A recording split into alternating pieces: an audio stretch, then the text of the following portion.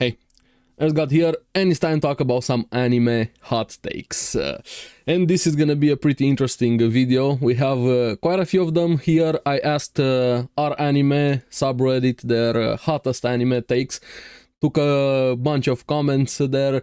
I chose some of them. I even asked if people are okay being in the video, so I'm gonna focus on those that are okay with having their comments in the video here. I'm gonna skip some of them because I simply didn't read the specific series, some of them talking about light novels, some of them talking about a series I haven't watched or something that I can't comment on because I simply lack the knowledge and information to actually make a decision. Do I agree? I don't agree, to give a informed take on it. So if I skipped a comment or things like that, that's why. And I'm gonna skip the comments where people aren't okay with being in the video. I asked for permission, just comment there if you aren't okay with being in the video. I'm just gonna simply exclude your comment. I'm gonna have the thread linked below in the description if you guys wanna go read through those, any comments there. Just be nice and everything respectfully, civil here, disagree or agree. It's always nice to have some hot takes. I even have my own. You can guys see them on the screen here. I'm not gonna delve deep into mine, just gonna have them here. I probably have a lot more of them. Some are hot takes, some aren't hot takes. I'm thinking maybe I should do one of my personal hot takes videos where I delve deeper into something like that. But maybe we can do a video like this into the future also, depending on where we can get some more hot takes, and maybe we get a lot of them in the comments below here. So yeah, I'm gonna go through each of them individually. Some of them I'm gonna combine them because they're related to each other here in no particular order. So let's see what do the users of our anime subreddit have for anime hot takes. This first one comes from Loju. Sorry if I'm gonna butcher names, I'm very bad with names if you guys watch my channel in general. Let's see what they have to say. Can't say if this is a hot take or not. I've said this before in a similar post, but I feel I get to enjoy anime more when compared to people who know the source material, since I'm always anime only. I often see source reader being let down by anime adaptation since it doesn't match the source material that the way they would hope, while I on the other hand can just enjoy it without comparing it to the source material. I actually kind of agree with this one for a lot of reasons. I think it goes back to what I talked in a previous video of mine with expectations. If you guys want to check out that video with anime fans and annoying things they say or do. But this is very true because of a lot of reasons, mainly expectations. Regardless if you're a source material reader or not, when you go into something, you have expectations. You've read a synopsis, you saw a trailer, you saw something, or just the title of the show. You're going into preconceived expectations, and if that is different from what you had in your head, sometimes it can ruin that experience, regardless if the show is bad, good, or a bad adaptation here. So I agree with that for these specific reasons. Expectations can ruin a show so much. Like, you go into a power fantasy and then you suddenly expect Berserk or Vinland Saga, for example. It's very different thing. It becomes jarring. Then you criticize that thing that you went into with the wrong expectations. And my favorite thing, Fairy Tail. People complaining about Fairy Tail because it has power of friendship, when that's the main purpose of Fairy Tail. But then it's also true because source material readers, especially manga readers, they have it in their own head canon, how a scene should go, how this should have looked, how this should have been the art style, how this should have been the character designs. This is not right, this is not, just taking one still frame from the manga and then comparing it to a still frame from the anime, when one is supposed to be viewed in motion, movement, fluidity, and one is a still captured thing from the imagination of the creator and their art style, their skills, and so on. Very different thing. They don't really mesh very well with different mediums, and we're also going to be talking about this a bit more with adaptations in a later take. But having that said, that doesn't take away from the criticism. Sometimes you get a bad adaptation. That's very true, regardless of the reason, be it bad animation, they skip plot points, bad character designs, and so on. But I've had more often than not that manga readers can be really, really obnoxious. Granted, not all of them, but a lot of them, and even not just with the adaptation, maybe sometimes with the endings, like what happened with Attack of Titan. Everybody or majority that read Attack on Titan are swearing the ending sucks, the ending sucks, it's the worst thing ever. But then the ending actually came to the anime, and to be fair, they did some slight tweaks, changes, additions, removed some things, but the overall thing and the ending ended the same way, same conclusion there. But because of wrong expectations, and it didn't have the best ever animation, we know we had a different studio there, they still shat on it. They couldn't accept the fact that some other people might like that, myself included. I liked the Attack on Titan ending. I have a full video on why I liked it on the channel. But yeah, sometimes source material readers can definitely be very obnoxious, and not just with adaptations here, especially with spoilers and leaks and so on, but that's another conversation. So with this I agree, and I also kind of prefer anime more as a medium to a manga. I read manga also, but also depends which one you prefer more. So regardless of this, even if you get the worst adaptation ever in the anime, doesn't take away from the manga, and sometimes an anime can actually improve a manga or give it a new perspective that happens. So there is some nuance to this one, depends on individual, depends on context, but I actually do like this hot take, or even as Loju says, could not be a hot take. I'm curious what you guys think about this one. There's a lot more that can be said, but I like this one. I definitely like this one. And manga readers, try to be a bit less obnoxious. Granted, not all of you, I know, but a lot of you. Next one, we have it from Choice Supermarket 230. Let's see. High School DxD has some of the best, if not the best, fight scenes. High words there. Of course, not in terms of animation, but in everything else it surpasses almost every action anime. Pure emotion pours out during the fights, making them unforgettable. Issei vs Phoenix, Issei vs Valley are the best example of this. In addition, DxD has one of the best OST in anime history. Every opening and ending is awesome. I do agree with this, but not fully. I even have it in my own hot takes. I think a lot of people just view High School DxD as simply ecchi, fan service, borderline hentai series. When yes, it has all of those, a lot of boobs, you have plot, but then you actually have actual plot. Like, I got fully hooked into the series. I know Season 3 has the problems with the animation, what they did the studio, that's why it was the change. Then we have Season 4, changed the art style, but they respected a lot more the original here. I even liked the art style of Season 4. I hope we'll get at some point Season 5, hopefully. But back on track, like I was saying, there's an actual plot and characters here. Like, yes, there's a lot of emotions into the fight. There's a lot of emotions into the characters, a lot of character development, the relationships. The world is actually super interesting. I like the mythology here, all of the different races, powers, and everything. And of course the boobs. Who doesn't like boobs and hot girls? Come on. This series has a lot of things, but a lot of people just dismiss it instantly because they just see an ecchi show, borderline hentai. Now the hot take comes when you say it has, if not the best fights and fight scenes. Now, granted, this could be just somebody who loves, could be their favorite series, but I wouldn't go as far to say High School DxD has the best. I'm just talking about the anime. I haven't read ahead of the light novel, just some spoilers here. I do hope I'm coping here hard that Season 5 is going to happen, but yes, I do agree the fights are a lot better than most people give it credit to, from emotion, from choreography, and from their power system here.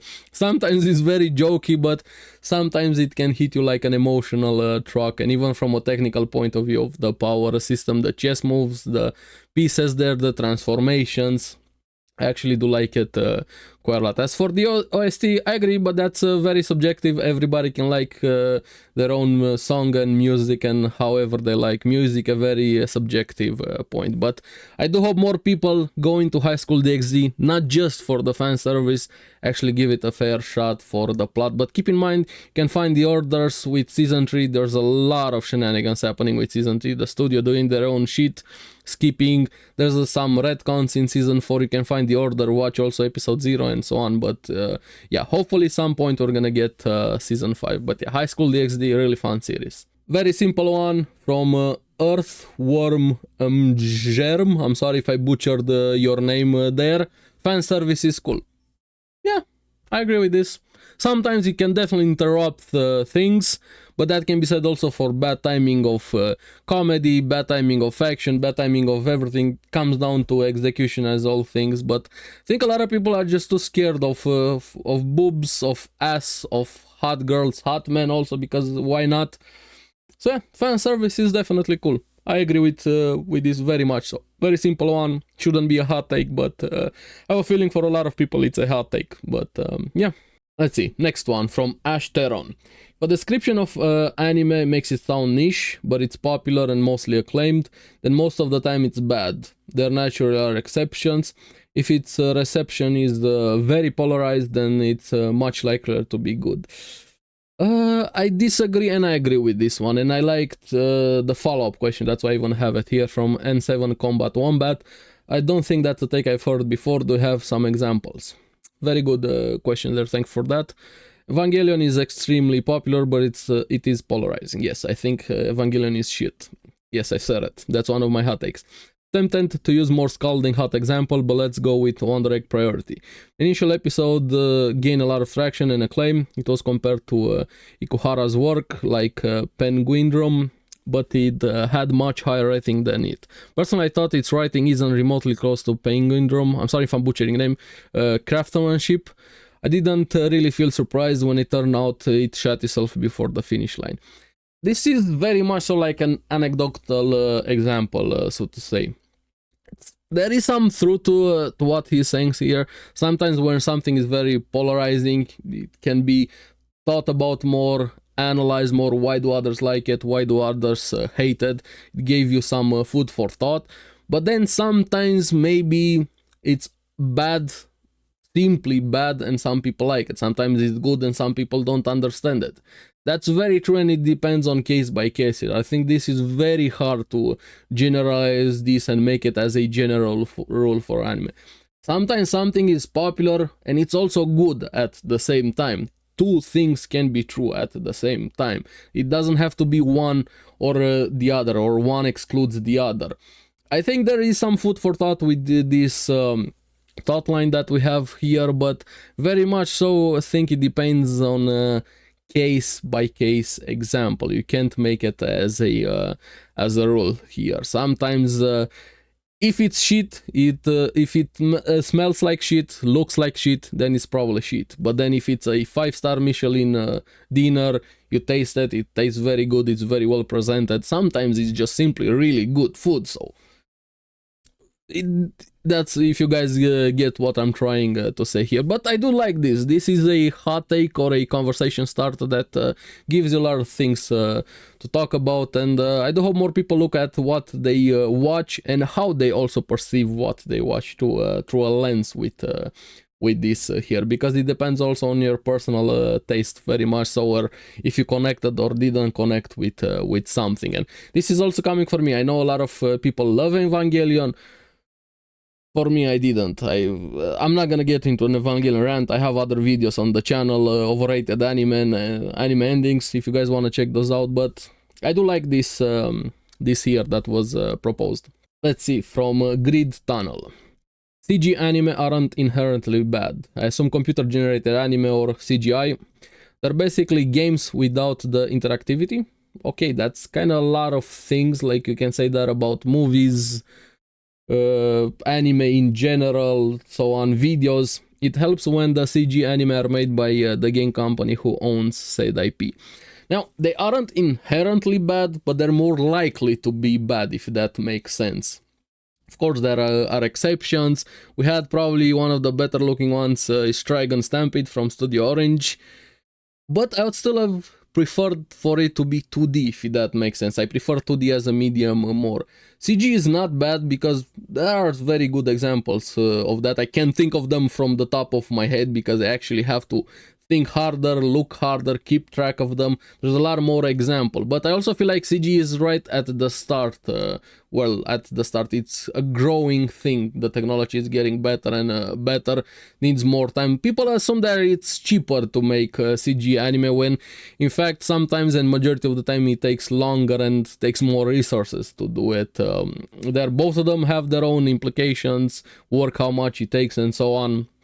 Here, but look at CGI in Hollywood movies, Marvel movies, how much the budgets balloons to that, but also in anime we know there are conditions and things like that. But I do agree, they aren't inherently bad, but they're more likely to be bad. That's why I want to say with this take. And of course it helps if the ones that make the anime own the IP. Majority of the time they would like to put the best project for, the best foot for, to grow that IP, market it, maintain their reputation, their brand. But majority of the time also happens, or not majority, a lot of the time happens when they just want to have something there just for the sake of it, quick buck, profit, get attention, and then move on here.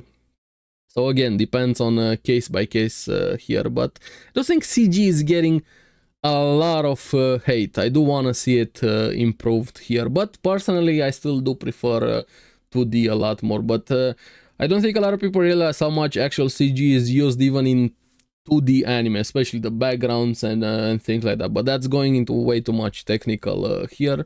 But I like this one. Thank you, Grid Tunnel. Let's see. Next one, we have one from Salty 145 or 145. Faithful adaptations are a cope and aren't real. I disagree with this. They are, but we're gonna get into that. People think adaptation is as easy as taking manga panels and using them as storyboards. I agree with this one. One medium is very different to another medium. Faithful adaptation doesn't mean one to one. But they continue here. When there's so much more that goes into adaptation. Fully agree with this. There's so much work that goes translating one thing into another different medium. Be it manga to anime, light novel to anime, book to movie, game to cartoon, whatever, or TV, or whatever you want to go. Taking something, translating into something else is very different. Even language, translating one thing into another language, it's different. Something gets lost, or the meaning, or you have to change things to get to the same meaning. But let's see first what they have to say here. That goes into adaptation. Things like color, pacing, how to fill the gaps between panels, voice acting, and score that aren't laid out in the manga need to be decided upon, which introduces some creative liberties into the project. That's very true. If you gave 100 people all the tools they need to adapt any given work, they'll come out with 100 different faithful adaptations. See, you have a point here, but you're kind of using faithful adaptation a bit in a wrong way. And sometimes even other people use this majority of the time because they think faithful adaptation means just one-to-one. Taking this thing and magically making it in this other thing to be one-to-one, when it kind of detracts from both. It's like taking the plan of a house made on paper or on computer and then plopping it down on the ground and expecting the house to grow itself. No, there's a lot more steps and things involved and more people involved into that process, being manga to anime. And sometimes you need to change things, sometimes you need to add things, sometimes alter things a bit, but the problems comes when it's no longer a faithful adaptation, when you take those things way too far, like start changing core themes, core characters, core plot points, and suddenly start introducing your own ideas because somehow you had a fan fiction that failed, never garnered action, and you want to use this platform, this thing here that already has an established fandom, it's an established thing, and you want to use it to pour out your own ideas into the world. When you're there to adapt something, you're not there to introduce your own things into that adaptation. That's when it's no longer a faithful adaptation because you made it about you, or you had a message that you wanted to spread there. Now also comes back to movies, games, films, anime, manga. This is very true, and it's something that annoys me quite a lot. I just want faithful adaptation to mean respecting the source material, but also on the other side, understanding changes are needed. Very much important when translating a manga into an anime, a book into a movie, or a TV show, and so on. the process is a lot more complicated and there's differences in the medium.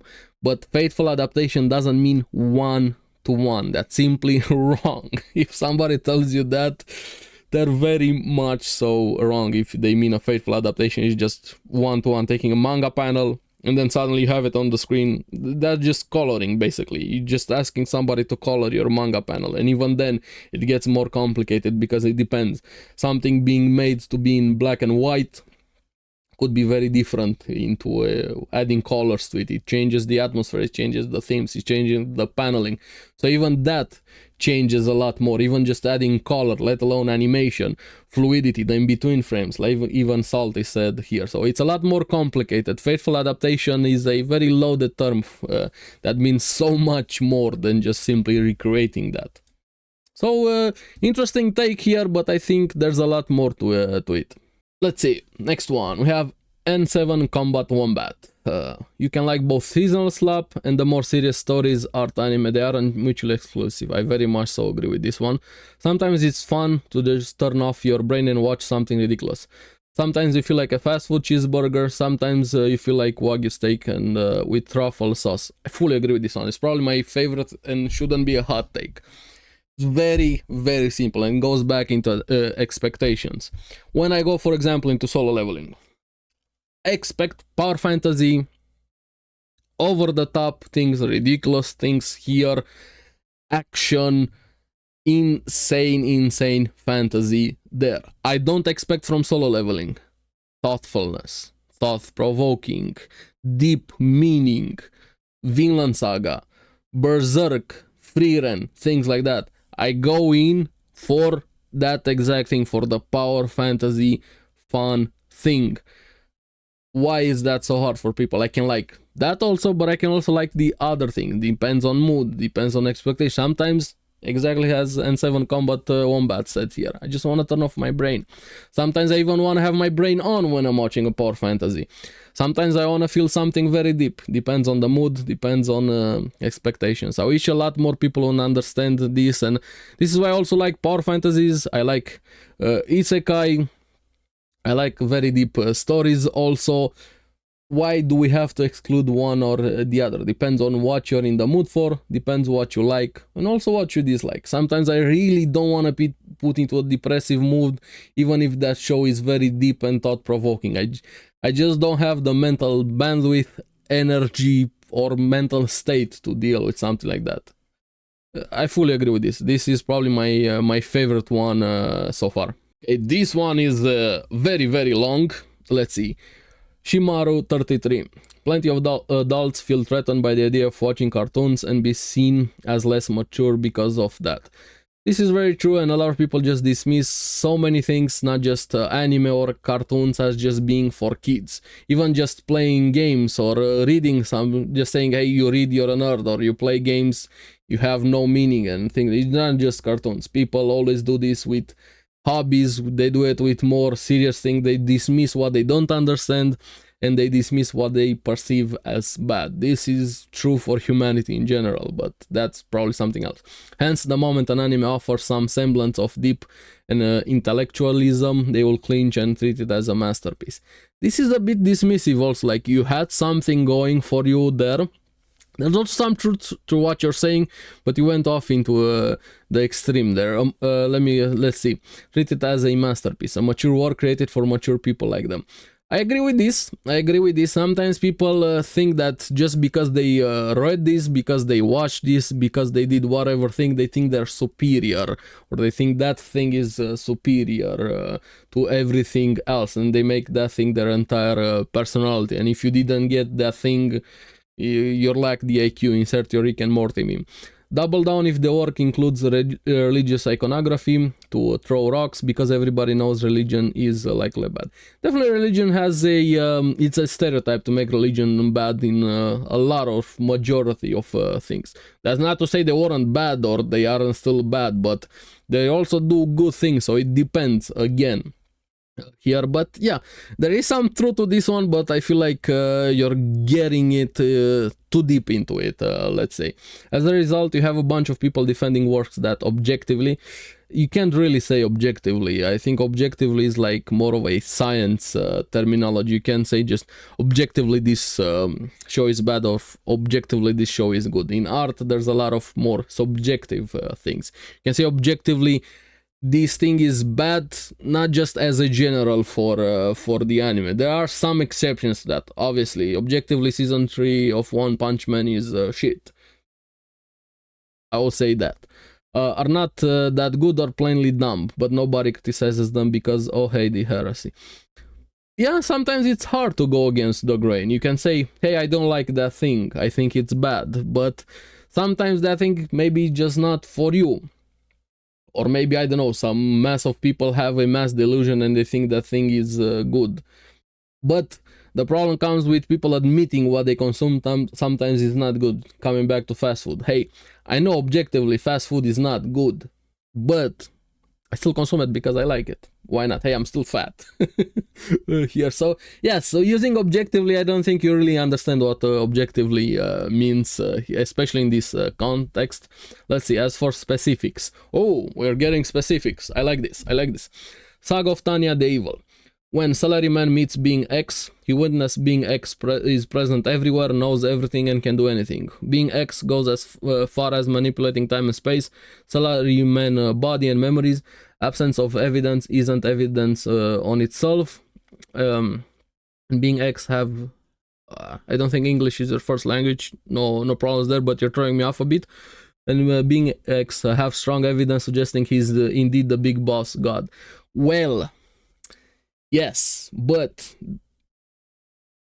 what if it's just a very powerful evil being? Like, how do you disprove that? How do you prove the other way? Like, it could be a god just saying he's the god. It could be somebody, a human, somehow gained supernatural powers and is playing around as god. You can't say he's really god. That it doesn't work like that. I get what you're trying to say. Hey, if it's that, sometimes it's true, like I said even before, if it smells like shit, it's probably shit, but you can also be deceived, especially in something like this. Yet Salaryman refuses to admit this because could be anything else. Well, he has a point. That doesn't mean he's wrong. That's plainly idiotic. No, I don't think it's plainly idiotic. Any Logic 101 teacher could debunk that. If it looks like a duck, sounds like a duck, and walks like a duck. Okay, sure, I agree with this up to a point, but being skeptical, it's also a very useful thing. Don't just accept things as they are. Sometimes people take it way too far. They refuse to believe anything and everything, but sometimes people accept things way too easy, way too much, and they become gullible. So again, it very much so depends, but hardly anyone points at the dumb premise over which the show rests. Okay, sometimes you need some suspensions of disbelief in a lot of things, not just on the Saga of Tanya the Evil or Ryojo Senki, however you wanna call it. Because if you go by that logic, majority of stories or none of them are going to work. If you just assume, if you go into that, everything breaks down. Like, you're not gonna be able to enjoy anything at some point. Just suspension of disbelief is needed. Sometimes more, sometimes less. Depends on case by case here. Let's see. But hardly anyone points okay over which the show rests. I would bet plenty of atheists who love this one would crap their pants the moment they were to meet any entity close to what Being X has shown. I mean, anybody would crap their pants if you meet somebody like that. Like, I don't care what you believe in, when suddenly a god or a godlike being is in your face, and even more, being an asshole like Being X is here, I'm sorry. I'm gonna shit my pants. Instantly, immediately, probably more. That makes me think of people criticizing Subaru for crying or for going what he does or for not using his return by death more. Like, dude, you're crying probably because you didn't get enough likes on Twitter. Imagine being into somebody's situations like Subaru from ReZero. Of course I'm gonna shit my pants if a god shows in front of me. This just makes me laugh. I mean, if somebody says, yeah, bro, I'm gonna beat that god. Sure, my dude, sure. But anyway, next one. You lost me there. Let's see, Neon Genesis Evangelion. Pick all names that you could find in a Bible and swap them with 3 random letters. Nervis holding the alien Dij. In the basement, 18 aliens named Por, Yak, Noob, Kek, and so on are trying to invade them to cause the third impact. How much this changed the plot and value of the work? Not much really, but I would bet without the tip fedora flavor, the show would be hardly as popular as it is in the West. Lockdown. I agree, but I also disagree in a way. Like, I think people have Neon Genesis Evangelion to take it way too far. And I'm talking about the extremist fan. Like, they think it becomes a cult. Like, literally, and this is not just for Evangelion. A lot of shows, a lot of things in general, people take it way too far. They make it their identity. They make it everything about themselves. They think if you don't understand that, or we don't like it, or you don't view things the same way as they do, you just don't get it. You're too dumb. You're too whatever. But yeah, Neon Genesis Evangelion for me is just bad. I honestly didn't like it. I don't like any of the characters. Nothing about the show works for me. I get what it achieved. I fully respect that. I get it's very important to people. I get they emotionally connected to people. I bet we have shows where we view things the same way. Maybe I have a show that you guys don't like or view it the same way as I view Evangelion. But the Evangelion fandom, a lot of them are very much so way too far extremist about the show and have take like, if you don't get Evangelion, I'm just gonna judge you. Yeah, sure, okay, good luck with that. I wish you luck. Nausea, recent show. I'll start by admitting I hate the character design. Okay, that's subjective. I think there are some interesting, some are bad, like the cat dude. I really thought that was bad, but hey, it was at least new. Designs, I took a couple credits in painting back in school, so very likely is a Freddy Krueger effect at play. Maybe someone somewhere can explain me how these are supposed to be good designs. Until then, however, I'll firmly believe these designs are the result of hiring someone frustrated, do a failed career as a circus clown. Okay, that's taking it a bit too far. I get you don't like the character designs, but this is coming back into subjective thing. Like, just because you don't like something doesn't mean that thing is shit. Sometimes two things can be true. Like, yes, something can be shit and you not like it. Okay, but here I think you're generalizing a bit way too much. Like, I could understand if you just stated one of them, but the entire character designs, I think this is very much on you being subjective. Let's see, where was it? Now, that said, the biggest problem with this show is the excuse fans keep using. Things are like that because that's how they are in the game. Okay, with this I agree. I think it would have been coming back to adaptations. Like, they're doing a good job with translating some game mechanics into the anime, but they're trying to use too much the game mechanics to have everything, and it kind of takes away a bit from the show there. Like, would have been better to focus a bit more on the storytelling as opposed to just using the game mechanics. But that could be a hot take. Like, sometimes you need to remove something to make it flow better into a different medium. Like, having those game mechanics in the game, it makes sense, but having them into the story and adding them one after the other and so many times, it kind of takes away a bit from that immersion, from the flow of the story. With this one, yeah, I can see a point here. But this is not a game. Anime video games are different media, their own rules and language. Because that's how it works in the game, it's a lame excuse. Yeah, sometimes fans excuse a lot of things because it implies we're watching a gameplay video and expect, and furthermore that somehow how it works in the game is conflicting with narrating a good story. Yeah, kind of like what I said. Not long ago we had Nier Automata, and if you stretch definitions, Castlevania kept the flavor of hack and slash game. Big towering final boss included and secret weapons formed after collecting pieces.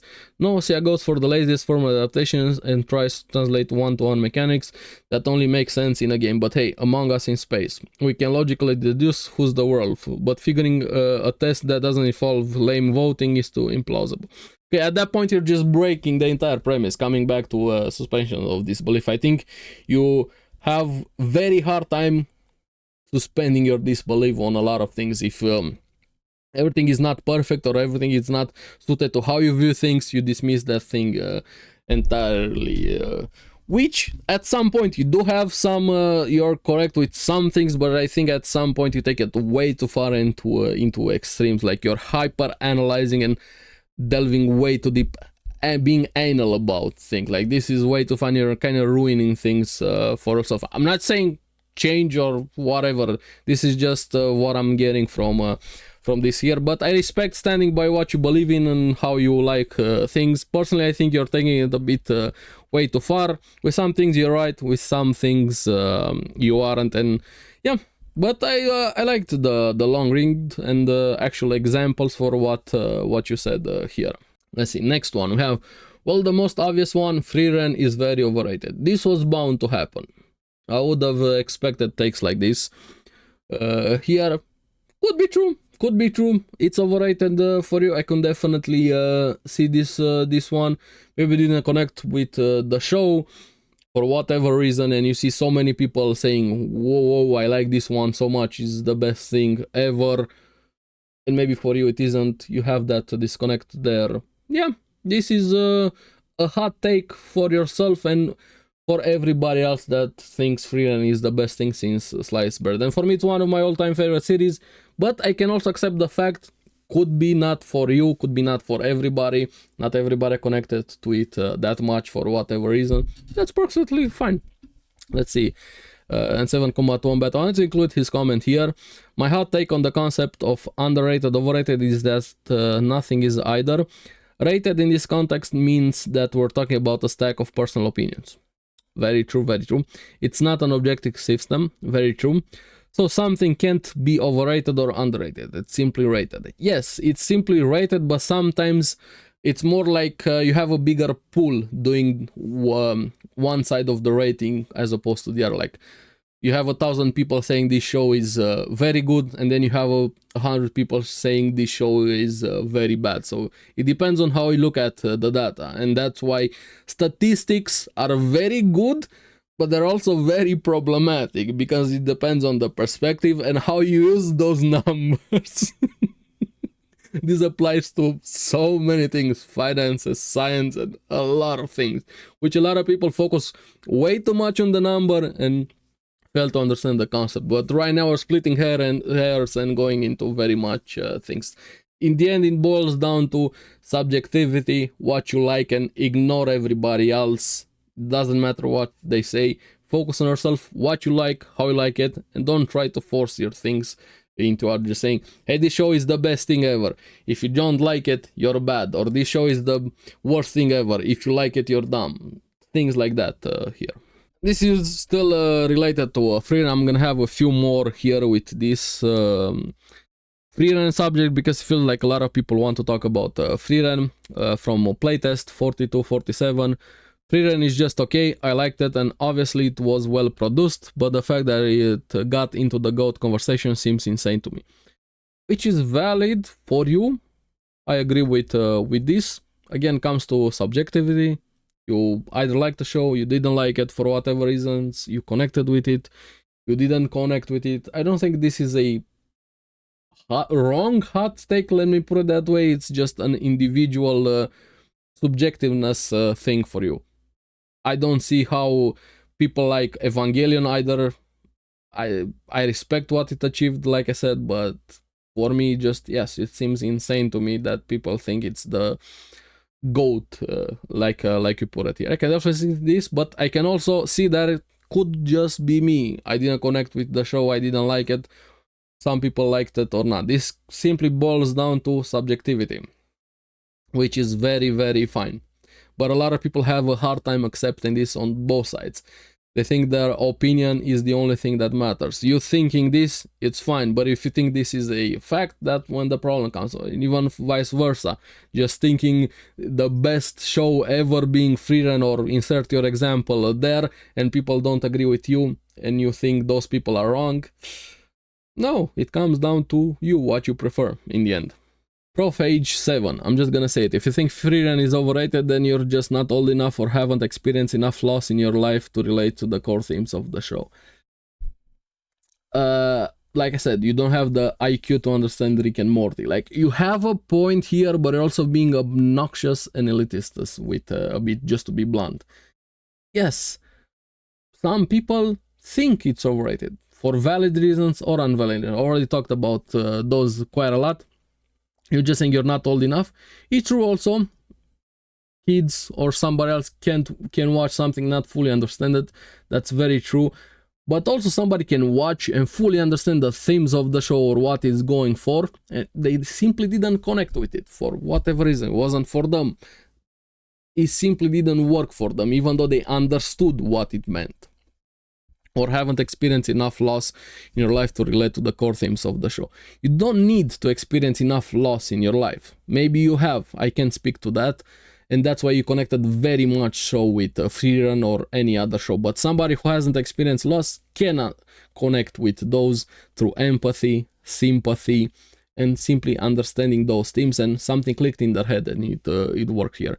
I think you have a point, but you're going about it in the wrong way. So I have more Freerun. I think this is gonna be the Freerun episode also. Ze Formiga, sorry if I butchered your name. Here's my hot take. People don't actually know how to criticize Freerun beyond Journey's End. They just repeat that it's deep without questioning what the depth actually is. Like, people in general have a hard time criticizing most things, or they do it wrongly, and sometimes they're on point and people don't want to admit those criticisms because they like the show and then dismiss it. But here, let's see. Freerun is an extremely simple story, and that's not inherently a bad thing. Okay, I don't think Freerun is that simple. Extremely, I wouldn't go that far. It actually does some very good things, not in a simple way. There's a lot of visual storytelling, not just reading, let me put it that way. But it's a problem when people pretend it's complex. I don't think they pretend it's complex. Maybe you don't find it complex. The narrative is straightforward, the themes are obvious, and the emotional beats are spelled out for the viewer. I think it even starts from the start telling you what those emotional beats are for Freerun, her trying to understand emotions, other people, thanks to her long life. It never lied out about that. It's just exploring those nuances and what those means. There are very few layers to unpack. There are actually a lot of layers for Freerun, for the world around, for the changing of times and her not changing, for Himmel, for you looking back at regrets that you didn't understand at those time. Like, there's a lot of things to unpack with Freerun. Most episodes follow the exact same structure. Something happens, Freerun reacts emotionally or doesn't. Well, yes, she's the main character. She's the story, what she's around. She's the linchpin. Everything works around her. She's the focus point and the point of view that we get. Flashback explains why. No, it gives you context to explain why it would be just spelling it out to you. And also for Freerun, even though she gets that flashback, that doesn't mean she fully understood it, because you're looking at her. Maybe you understood it as a viewer, but her as a character, she didn't fully get it, at least at some point. She has a quiet realization. No, she realized she didn't understand something, and the episode ends. That's not subtle writing, it's repetitive. No, not really. It's repetitive because that's the point of the show, for her to discover emotion and understand her past and her choices and where things are going and discovering new things. It's repetitive because it's a process of discovery, and she discovers new things each episode. The pacing is also rough. Slow does not automatically mean thoughtful. This is true, but I don't think the pacing is rough in Freerun. In One Piece it is. Freerun often feels stagnant rather than contemplative. No, she doesn't stagnate. She changes, but she doesn't show that much change because it's still a slow process for her. Even she said with her powers, comparing herself to Fern, she had that much time to learn. She didn't put in that much effort, even with her training, and we see the difference in speed and so on. Humans have a much faster lifespan compared to elves, so they do everything different here. Out of almost 30 episodes, only a small portion actually moves anything forward in a meaningful way. Because the point is the character development. This is a character-focused show, not a plot. We actually see the characters after the plot happened. That's the beginning of the show. They defeated the Demon Lord. Now we see after what that means. The plot happens. We see the aftermath of that. And the main plot is the characters. Repeating the same emotional idea over and over isn't depth, is redundancy. No, not when that's the point here. People also confuse emotional response with strong writing. Like, what else would you like? You would like a science paper to give you the mysteries of the universe, if that's how you define depth? Maybe you're watching the wrong show then. Yes, Himmel's death is sad, but that's just basic human empathy. No, it's not, because it's full of regret, wanted things, what it meant for the world, what it means for Frieren, what she could have done, what she could have said, how Himmel affected the entire world, and so on and so on. I'm not gonna go into spoilers with that, but yeah, I was about to say something with Himmel being the hero, or yeah, human empathy. Feeling sad because someone dies doesn't make a story deep. I think it helps with it. It's not the only thing that makes a story deep, but it definitely helps. Frieren relies heavily on nostalgia and loss to create emotion instead of conflict. Because that's the point. Nostalgia. She didn't do things. She didn't realize things. Nostalgia in the past. The conflict happened. The conflict is internal now. The conflict is about emotional growth. Instead of conflict, tension, or character-driven progression. You're contradicting yourself here. It's really about character-driven progression. The tension is internal and even external, because we still have the demons.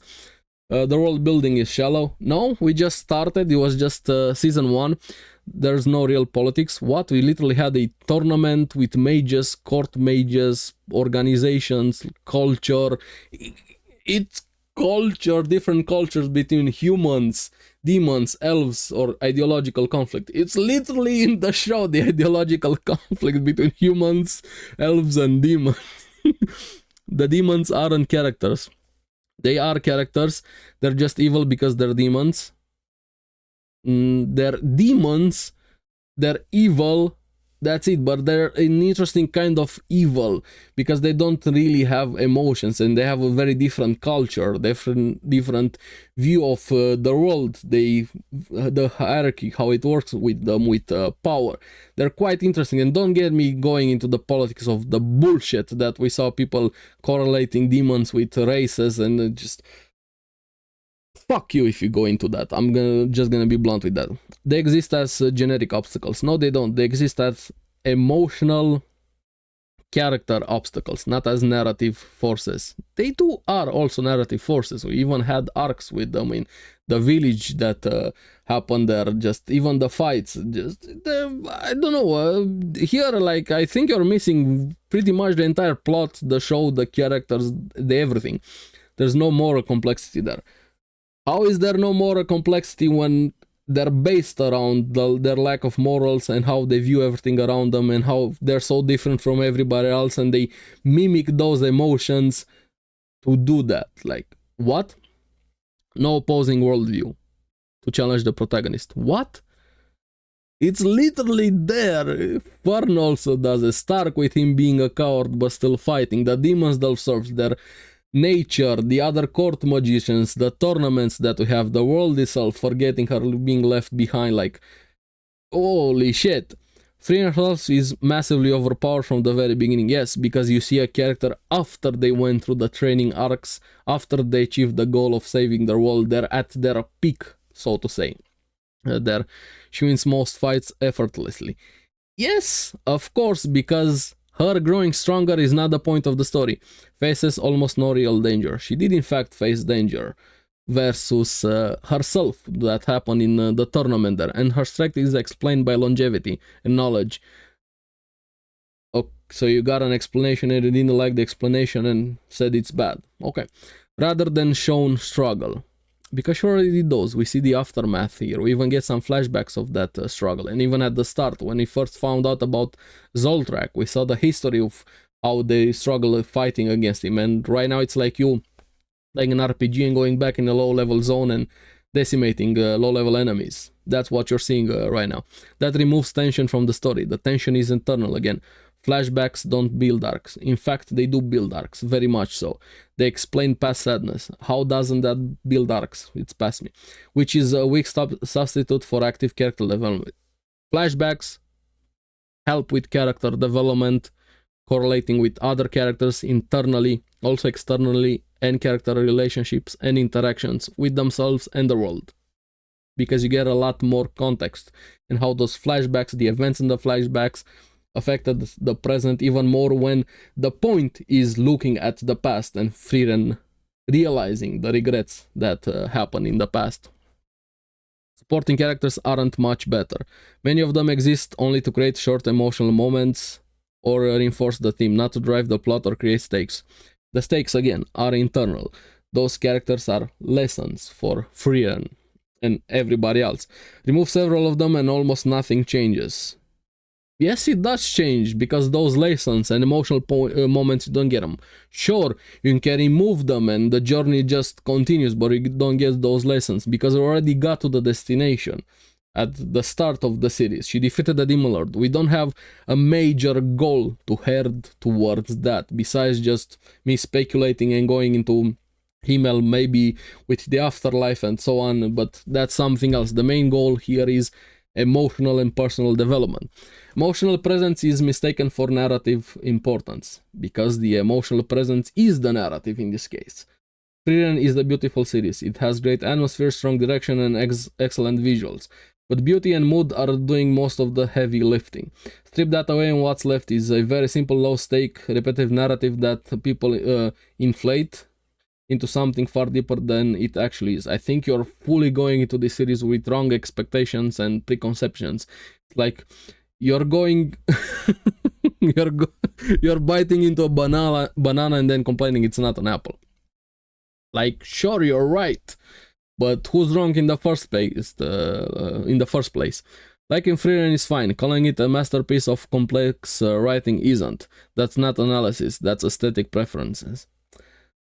And I think you just ruined the series and your own conclusion with wrong expectations for Frieren. Like, it's fun not liking it, that's perfectly fine. You can think it's shit, you can think it's simple, bad, or whatever, but what I'm getting from you here, you ruined it for yourself, and your conclusion is wrong based on those wrong expectations and mistaking the show for something that it's not. This is not criticism, it's just you being wrong. Wrong assumptions are very bad, even in science, especially in science, let alone in criticism. Let's see, next one we have Ben99NY22. Maybe I'm butchering your name, but let's see. Oda is insulting his audience. Okay, that's definitely a strong start. He's writing a story that is made to never end. No, I think he's just getting very slowly to the end. He writes the same arc each time. There is some truth to this. Some arcs can definitely be very repetitive, especially with the Straw Hats getting to a new island, getting split up, fighting the main villain, getting back together again. Like, it's very true. Sometimes some change would be good, and sometimes definitely some things can be trimmed down, not just in the anime, because we know the anime pacing is atrocious, and I've watched all episodes, not one pace. I watched the original episodes, everything. Here the pacing is bad. Right now, having the pause, the break here, going seasonally is very good for One Piece here. But then we also come to what you said here. The Straw Hats are completely sidelined. They're not completely sidelined. They mostly had their arcs, their character development. We saw their history, their starting points, their origins, what they've been. They're now more affected by things happening, not just to them, by them, and everything else here. Like, they're not the main focus. Right now, the main focus is the plot, the story, the progression here. They used to be the main focus, but right now everything else is the main focus. Then just part of something bigger here. And I think a lot of people just want to go back to just the Straw Hats, to smaller scale things, which honestly, I can see why, kind of nostalgia a bit, but I honestly like it right now. It feels like we're finally progressing here. Next, we have so much unnecessary stuff such as Inner Pink's flashback. Take that back, bro. Inner Pink is a giga chat. That flashback was great. We need more Senior Pink things there. Most of the story is superfluous. No, some of it is superfluous, but not most of it. Then we have watching Demon Slayer is like watching Dora the Explorer as an adult. Okay, that's a bit harsh. You just want to bash your head. Holy, okay, that escalated. You just want to bash your head on with a hammer because of how much it treats the audience as someone who is stupid. No. Constantly explaining and telling you what you think, trying to force a long-ass flashback to try to garner sympathy for the villain is cheap writing. No, I don't think it's cheap writing. I think that's what it wanted to, and it's not about redemption. I'm sorry, the Upper Moons won't get redeemed by their flashbacks. You can more understand what they did, why they did it, how they got into that situation.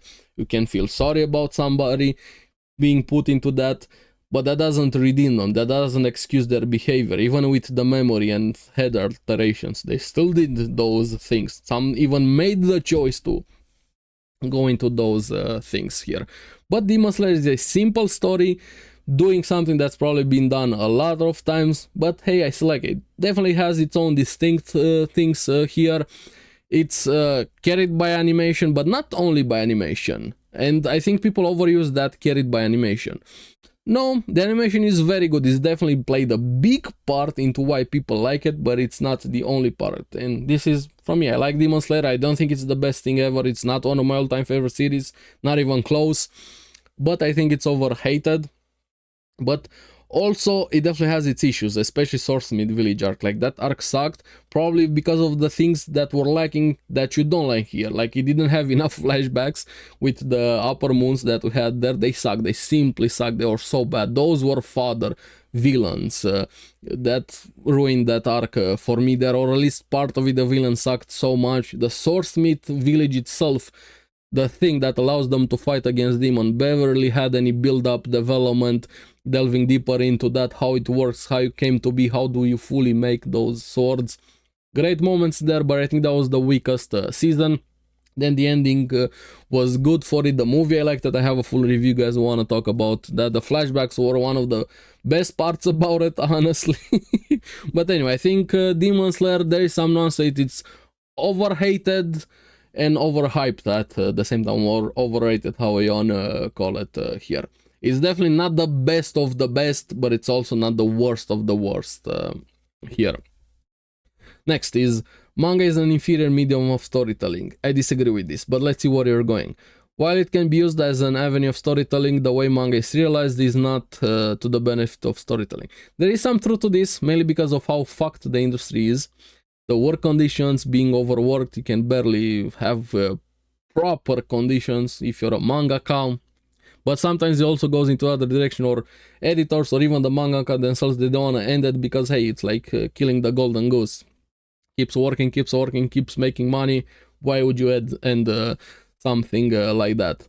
Then we have telling a story in small pieces over the course of many years isn't practical, plus deadlines and audience interferences such as polls and letters. It also encourages mangakas to run a story for a longer period of time for more money. It's simply a low risk and easy to break into the industry. Kind of like what I said, but also some things are wrong. It's not low risk, it's high risk. It's not easy to break into the industry. Try it yourself. Go create a manga or go pay somebody to draw for you if you can draw and come up with the concept and the ideas. Won't be easy. And manga is not an inferior medium of storytelling. What you said here and some of the things I said applies to pretty much everything. Not just manga. It applies to anime. And the problem is how the medium is used, like the industry itself around it, not the medium itself. The medium is great. Like some of the things manga does can't be done by anime. Some of that raw thing that you get, the emotion, the drawing, the personal side of it from being a manga, you can get that in anime, or vice versa. The voice work, the color, everything that's different from anime to manga. We talked a bit about the differences in medium. So no, manga is not an inferior medium It's used inferiorly. Yes, that's a better way of putting it. Next we have One Punch Man doesn't have great art. Yusuke Murata is great at drawing, but it's more like Pinnacle of drawing than developing their own style. But even then, the manga doesn't look good all the time. Just look at chapter 200, so many boring looking panels, they have no backgrounds and generic art style. I think this could be very much subjective, but there are also some truth to this, because I think One Punch Man, what happened with the manga, so many redraws, just retcons, hey, let's do this again, let's change this, regardless of One Punch Man Season 3, pretend that didn't happen, Men in Black Memory Flash. It just feels like it's all over the place, regardless of how good or bad the drawings are. Some panels are fucking insane that you get the art there from Murata, just absolutely insanity. Some not so good. Some just feel like just for the sake of it, then going back and redrawing those. Either way, even with that, I think the story and the characters and the plot in One Punch Man is not that good. If you want to talk about something carried by animation, this is one of my hot takes. I think One Punch Man is a lot more carried by its animation than even Demon Slayer. Because if Season 1 didn't have that animation, people wouldn't be as mad right now with Season 3. Or they wouldn't care as much, honestly. Like, it was great, the fighting was great, but I think this is a much simpler story than even something like Demon Slayer. And this is probably gonna be a hot take here. Like, One Punch Man is carried by its animation and even its art. There, I said it here. It's fun, but it's not the best thing since sliced bread. Next, we have I skip every time someone is explaining their ability in JJK. Yeah, makes sense. And don't get me started on Jujutsu Kaisen. I have my own almost 2 hours video of why this series just went into full disappointment mode for me. But yeah, the character points, the character development, the emotional beats, the plot itself, the cohesion, a lot of things took a back seat just to focus on the technicalities of the power system, and even then it uses as pulse. I'm looking at you, World Cut, I'm looking at you, vow, binding vows, because we still don't fully know how those work. And we even have the sequel right now with Aliens Boruto. What the fuck? But yeah, Jujutsu Kaisen is a full-blown disappointment for me. I'm not gonna go into rant mode for this one here. I have my video. I get it. Next, we have anime in general is driven way too much by what's currently popular and cliche and tropes. This is true for everything. Unlike with films. What? No. Well, wait, what? Unlike with films, where a director can stand out and pursue their own vision. No. It happens in movies. Also, look at all of the remakes, bad adaptations, remasters. Just the movie scene is such a mess, and the TV show, and it's hard. You can find exceptions, definitely, but come on. And pursue their own visions is not always a good thing. Look at Taika Waititi or whatever the fuck his name is that directed Thor Ragnarok. What happened with that? He pursued his own vision. No. I'm sorry. Or what happened right now with Game of Thrones or Stranger Things. No. Anime all around is focused on the money, so while some anime can be seen as weird on the outside, it was still created because there is an audience that is willing to shell out money. That's true for everything. That's art in general. It's hard to find the best of the best, and a lot of things are repetitive, a lot of things are derivative, very few things are original, and even when they're original, just because it's original, it doesn't make it good. So audiences are fickle, tastes, money, it's very hard to take a risk on new things. Look at games also. Just no, the industry and just simply how the world works, capitalism, money, and the drive for profit, yeah. No, and this is just a bigger problem of everything, and films aren't in a good way. But that was a fun read here. This one definitely can delve deeper. Next, still from Salty 145. Let's see. Saying you can just watch One Piece or watch Bleach without a filler is not an excuse for the valid criticism that One Piece has terrible pacing. That's true. One Piece has terrible pacing. If somebody tells you that, they're in complete denial, they're gaslighting you, or they're dumb. And Bleach has some pretty miserable filler arcs. That's very true. Definitely. I would also go as far to say that anyone that has not watched One Piece or Bleach or Naruto in its entirety, completely unedited, cannot comment on the quality of the show. Yes, they can comment. They definitely can. Because I've done both of those things. I've watched Bleach, all of the fillers. I even watched Bleach dubbed. I watch One Piece every episode, even week to week. I even read the manga, and I agree with the criticism. One Piece has bad pacing in the anime, especially. Sometimes even in the manga. Bleach definitely has shit fillers, especially some arcs. Also was censored compared to the manga, but it's also true that you can skip the fillers in Bleach. You don't have to watch them. You don't have to have watched them to criticize them for that. They're simply bad. You don't have to taste the shit to know it's shit. Yes, you can skip fillers in Bleach. You can watch One Piece if you want the better pacing for One Piece. That's why they're even going on a break right now, going seasonals. One doesn't have to exclude the others, and people that can't admit things or can't admit that two things can be true at once, that's where the problem comes. And or Naruto. Probably Naruto is the worst one, like, because even in their canon things, they have some of the biggest flaws. Don't get me started on Naruto and how much I can rant on Naruto. I have other videos with overrated worst endings with Naruto, the infinite filleriomi that we had watching week to week with Naruto. I'd rather watch a filler arc than watch again that in my canon episode. So trust me, Naruto has bigger problems. Here I forgot. Then we have next. These aspects of these productions were deliberate decisions on the producer's part.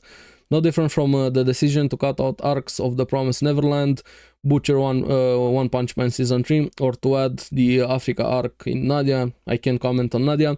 Can blabber on about artistic integrity. No, that's not artistic integrity. That's something else. Just skip them.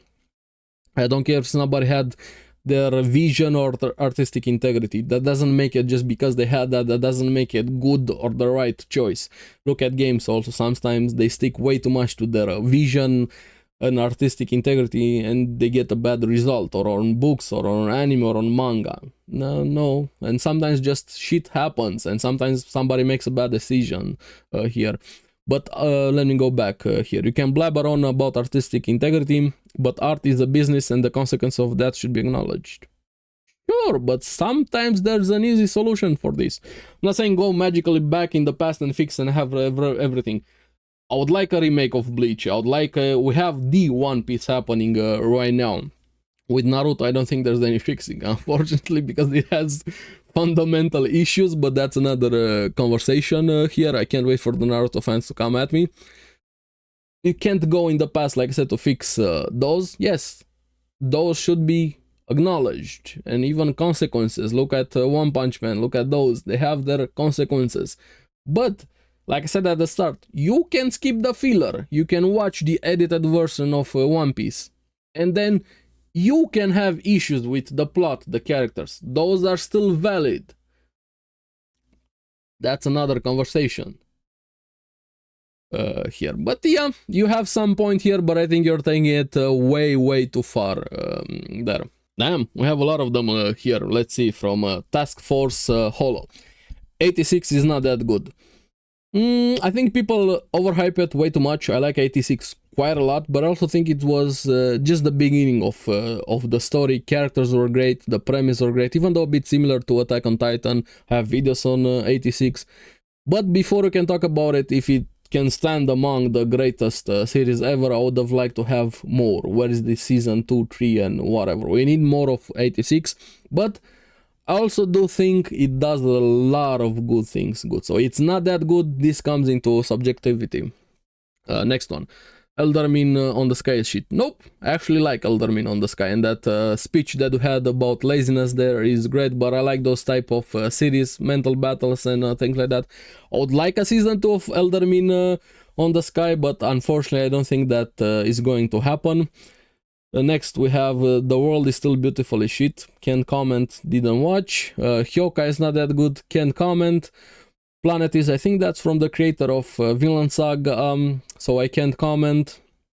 Next one we have Attack on Titan picked in season 1 3. As it goes on, it just turns into some 14 and this is deep shit. No, I think people ruined that from themselves. They thought it's gonna be Code Geass, and it was never that, and Eren is never Lelouch. I have a video on the ending of Attack on Titan. I think it's good. It's definitely flawed. It has its issues, but no, it's not 14 and this is deep, because the themes are even more relevant considering our current situation in the world that we live in. Look at the conflicts, the wars that are happening right now, and just, yeah, humanity is basically shit, and war never changes. It's cliche, I can definitely give you that, but it's not 14 and this is deep.